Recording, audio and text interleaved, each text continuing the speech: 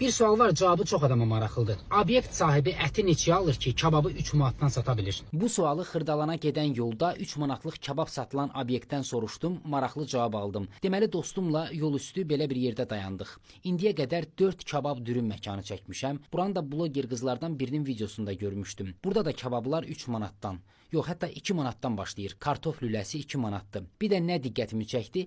Hinduşka dürüm. İlk dəfədir görürəm. Hinduşkanın da dürümü olarmış. Biz burada lavaş arası lülənin və heç yerdə görmədiyim hinduşka dürümün dadına baxdıq. Nə yalan deyim, ətin porsiyası mənə görə biraz az gəldi. Amma dadı birmənalı normal idi. Yəni nəsə pis qoxu və ya dad hiss etmədik. Yalandan pis deyə bilmərəm. Amma müqayisədə hinduşka dürüm mənə daha dadlı gəldi. Burada digər kebabları da lavaşda və ya paketləyib almaq mümkündür. Hə, gələk ən başda verdiyim suala. Deməli burada öyrənmiş oldum ki, obyekt sahibi əti hamı kimi bazardan alır. Sadəcə 2 məkan üçün aldığına görə çox götürür. Buna görə də ona qiymətdə endirim eləyirlər. Məhz buna görə də kebabı 3 manatdan satmaq ona sərf eləyir. Xırdalana, Masazıra, Novxanıya gedənlər yol üstü buradan kebab alıb yoxlaya bilər. Yenə deyirəm, qiymətinə görə dadı və keyfiyyəti həqiqətən normal idi. Amma ümid eləyirəm ki, hamıya bizə verdikləri kimi verəcəklər. Yeri gəlmişkən məkanın qarşısında maşın saxlamaq üçün də imkan var. Bura Xırdalan dairəsini keçdikdən sonra Masazır dairəsinə çatmamış Emsoilin düz yanında yerləşir. Allah hamının ruzisini versin. İzlədiyinizə görə də təşəkkürlər.